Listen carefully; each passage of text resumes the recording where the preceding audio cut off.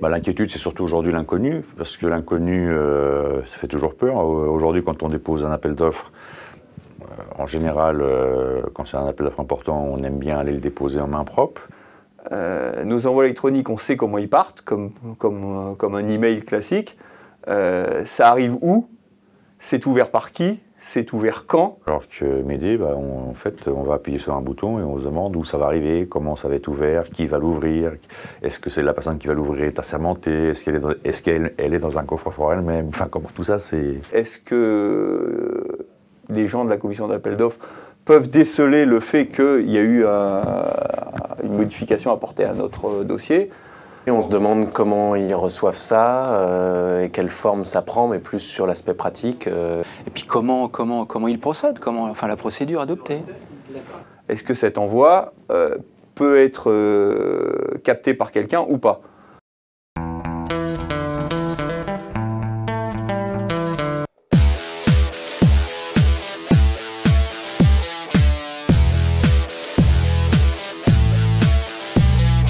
Chers Médéens, chères Médéennes, bonjour, bienvenue dans ce Médémag spécial pli électronique. Nous avons suivi en intégralité pour vous le parcours d'une réponse dématérialisée depuis son envoi dans l'entreprise jusqu'à son ouverture en commission d'appel d'offres. Alors c'est un événement exceptionnel. À la demande de Médé, un grand acheteur public a accepté de nous montrer les coulisses de l'ouverture des plis électroniques. Pour en parler avec moi sur ce plateau, Isabelle de Guelzd, qui a suivi le parcours dans son intégralité. Bonjour Isabelle. Bonjour Jean-Sébastien. Oui, effectivement, nous avons pu suivre ce parcours complet et dans les conditions du réel. Ce parcours qui, je l'espère, va pouvoir répondre à un maximum de toutes ces questions que se posent les entreprises sur la confidentialité et la sécurité des plis électroniques. Alors nous avons tout filmé. Dans l'entreprise, l'envoi de la réponse par Internet, puis chez l'hébergeur, le pli stocké jusqu'à la clôture du marché, et enfin chez l'acheteur public qui d'abord récupère le pli, puis ensuite ouvre l'enveloppe candidature, et enfin l'ouverture de l'offre en commission d'appel d'offres. Et effectivement, c'est une grande première. D'accord, alors c'est quoi la première étape? La première étape, c'est dans l'entreprise qui a joué le jeu et qui a accepté de répondre par Internet. Je vous propose de regarder ça tout de suite, c'est parti. C'est une société qui a été créée en 97, donc on a 10 ans. On fait essentiellement du gros œuvre, mais on répond à des marchés aussi en entreprise générale. Notre activité est beaucoup axée sur les marchés publics. La dématérialisation nous intéresse beaucoup parce qu'on sait qu'on va y être confronté et donc autant être le mieux armé possible pour affronter cette révolution technologique. Je m'occupe des appels d'offres au sein de l'entreprise SMCE.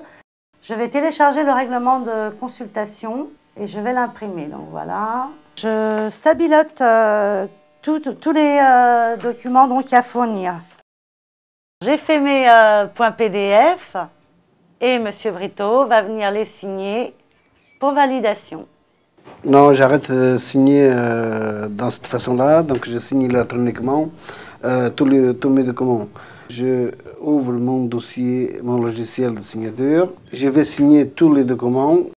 Donc je vais au choix IKEA 3000. Ensuite, je rentre mon code. Et ensuite, je clique sur signer. Et ainsi de suite.